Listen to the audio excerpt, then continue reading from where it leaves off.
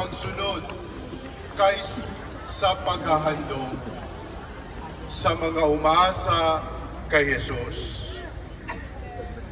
Ito ang tema ng ating piyesta ngayong taon.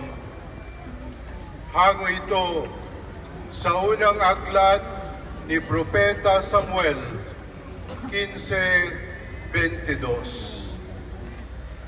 Dalawang aral ang alalahanin natin: pag-asa kay Jesus at pagsunod kay Jesus.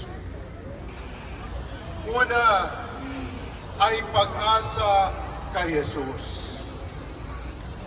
Sa ating ebanghelyo ngayon, sinabi ng Panginoon kay Nicodemo na kailangang itaas ang anak ng tao upang ang sinumang sumasampalataya sa Kanya ay magkaroon ng buhay na walang hanggan.